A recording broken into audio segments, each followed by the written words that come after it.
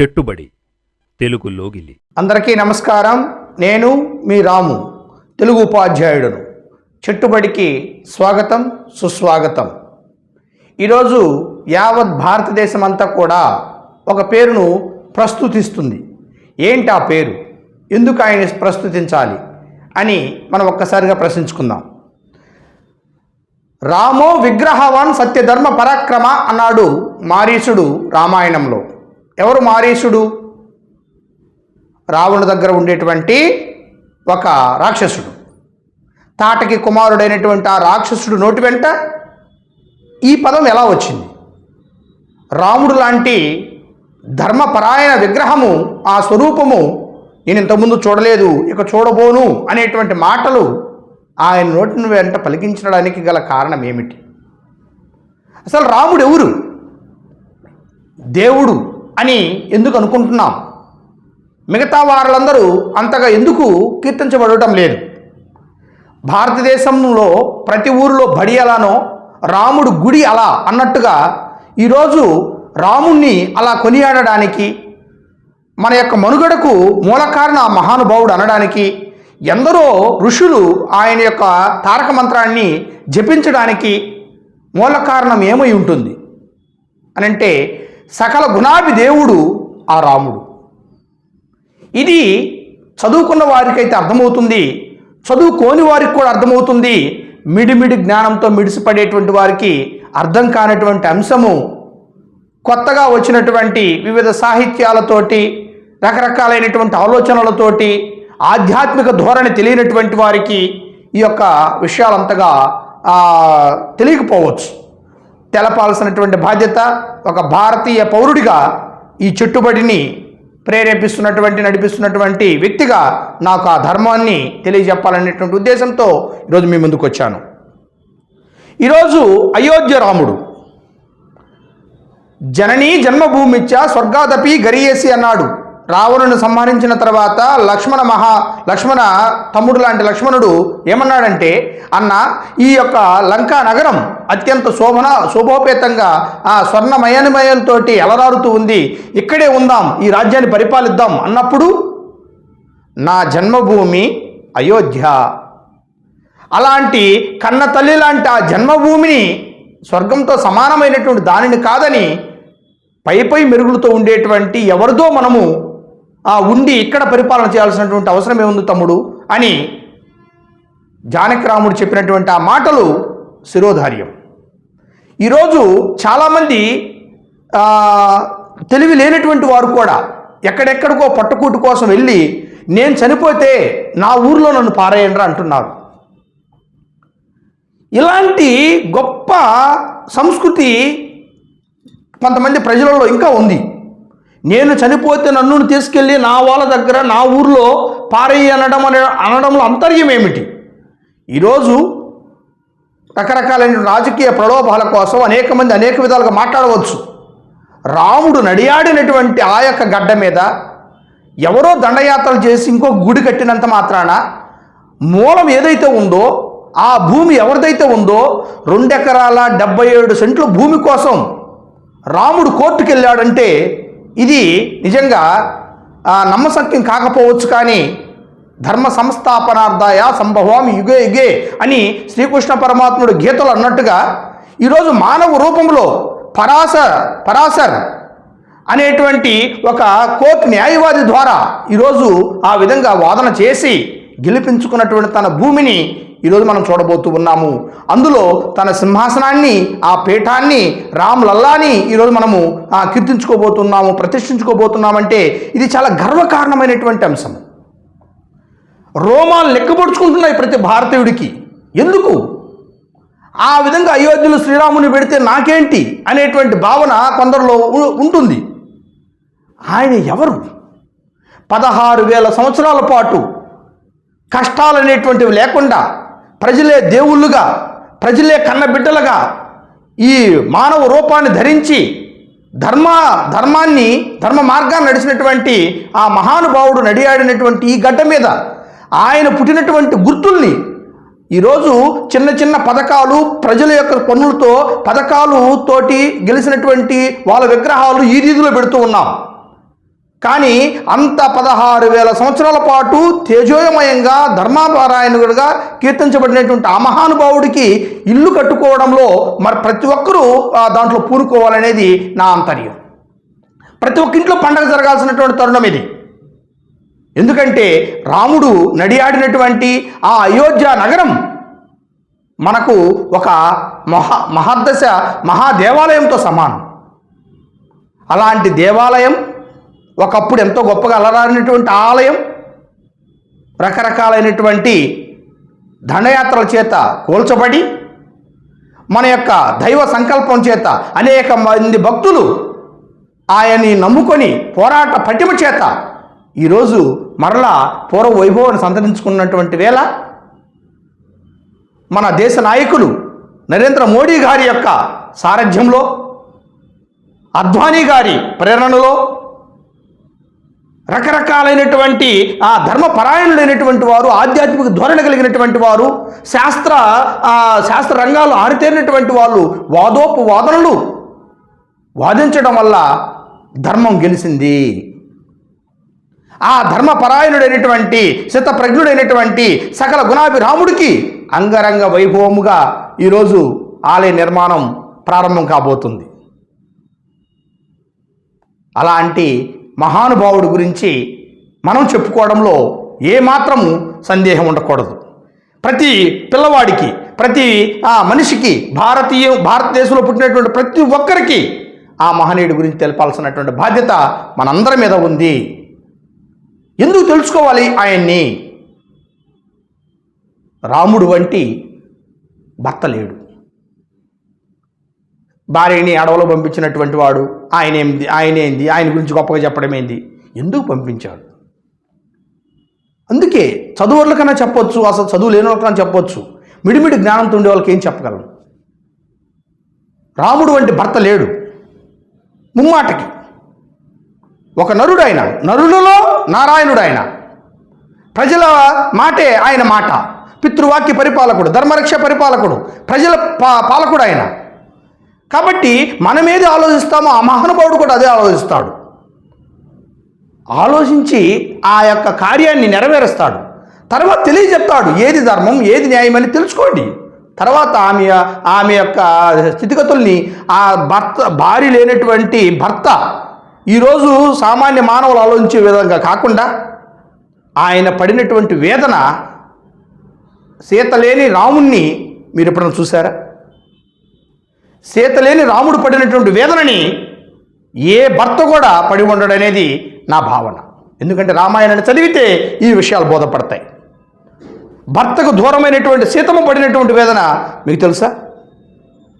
ఇది భార్యాభర్తల సంబంధానికి ప్రతీక రామాయణం. అన్నదమ్ముల అనురాగానికి ఆయువు పట్టు రామాయణం. యుద్ధంలో లక్ష్మణుడు మూర్ఛిల్లితే రాముడు ఏమన్నాడు తెలుసా? ఈ లోకంలో భార్య దొరకవచ్చు, మిత్రులు దొరకవచ్చు, బంధువులు దొరకవచ్చు, కానీ నీలాంటి తమ్ముడు దొరకడం ఇంకా జరగదు.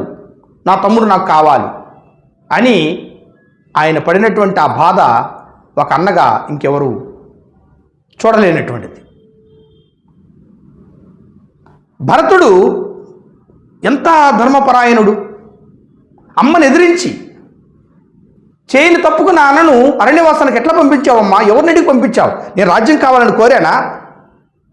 నా కోసం నువ్వు అన్నని ఇలా పంపిస్తావా?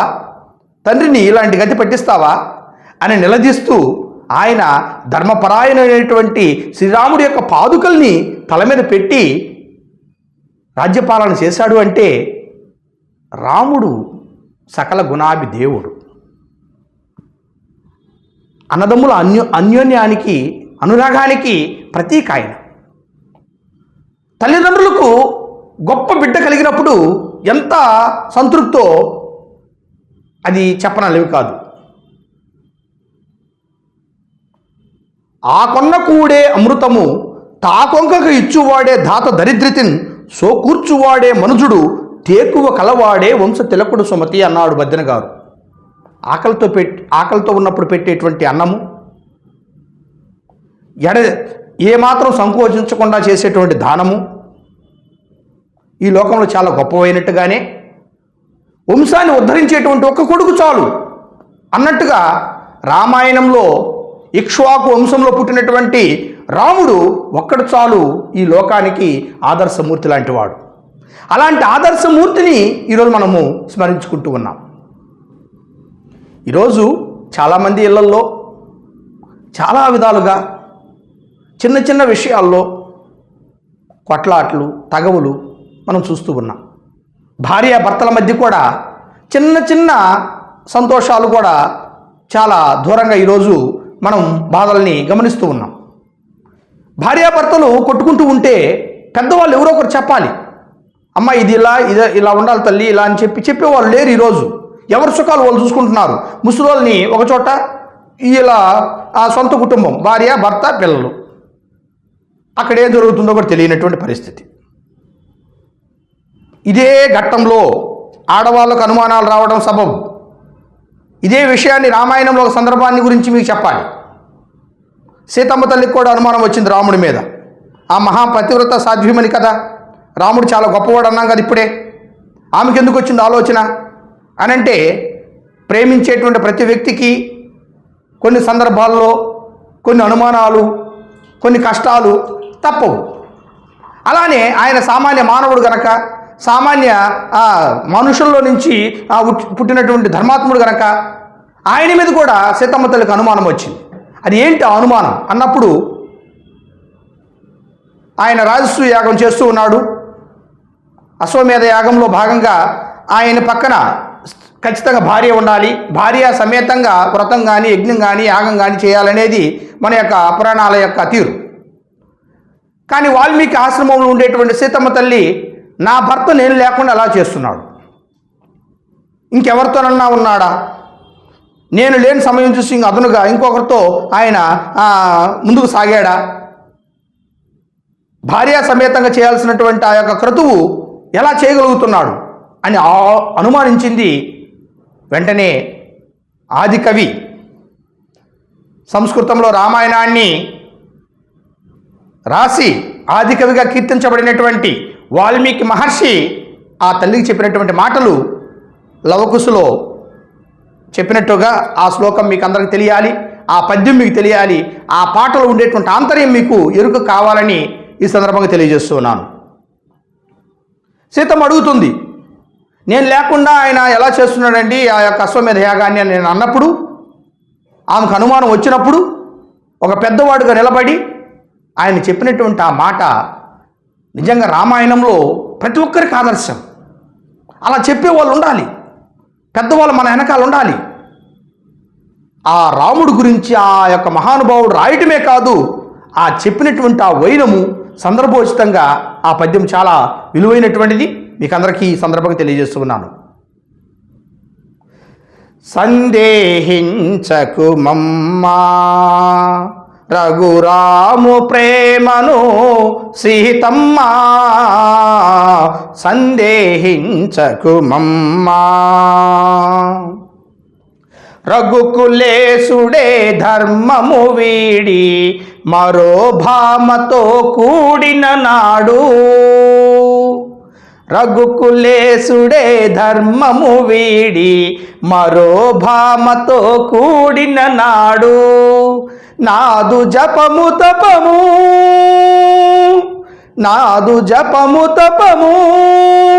నా కావ్యం హృదయగునమ్మా, సందేహించకు మమ్మా. చూడండి, రఘుకులేసుడే ధర్మము వీడి మరో భామతో కూడిన నాడు, నాదు జపము తపము నా కావ్యంబే హృదయగునమ్మ, సందేహించకు మమ్మ. ఒకే బాణము ఒకటే మాట, ఒక్క భామకే రాముని ప్రేమ, మిన్నే విరిగి పడినా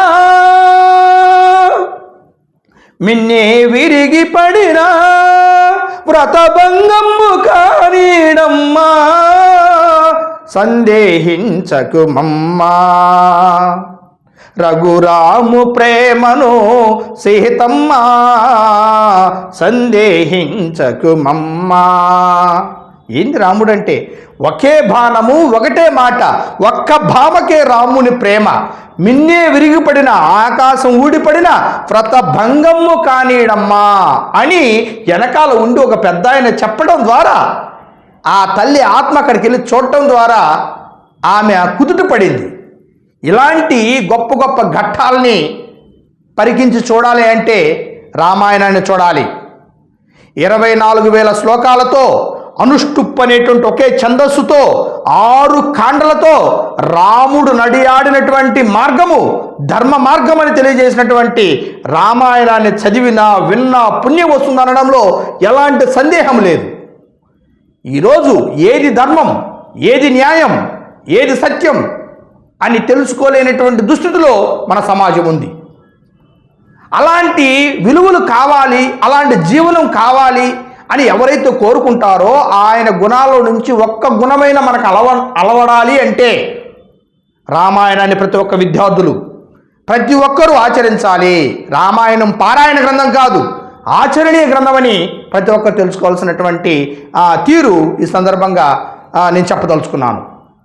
వాస్తవానికి రాముడు లాంటి రాజు, రామాయణాంటి గ్రంథం నభూతో నా భవిష్యతి, ఇక రాదు ఇక లేదు అని చెప్పడంలో నేను గర్వపడుతున్నాను. ఈ యొక్క లోకంలో ఈ యొక్క భూములు ఉన్నంతకాలం, పర్వతాలు ఉన్నంతకాలం, సముద్రాలు ఇంకిపోయినంతకాలం, ఈ యొక్క లోకమంతా కూడా చిన్న భిన్నం అయిపోయినంతకాలం, మరలా లోకం వచ్చినా కూడా రామాయణం శాశ్వతమైంది. అలాంటి రాముడు యొక్క గొప్పతనాన్ని, రామాయణాంటి కావ్యాన్ని ప్రతి ఒక్కరూ చదవాలని, తెలుసుకోవాలని ఆకాంక్షిస్తూ చెట్టుబడిని అందరూ కూడా స్వాగతించాలి. రాముడు లాంటి గొప్ప మహానుభావుడు గురించి ప్రతి ఒక్కరు తెలుసుకోవాల్సినటువంటి బాధ్యత మనందరి మీద ఉందని తెలియజేస్తూ ధన్యవాదములు. జై శ్రీరామ్, జై శ్రీరామ్. చెట్టుబడి తెలుగు లోగిలి.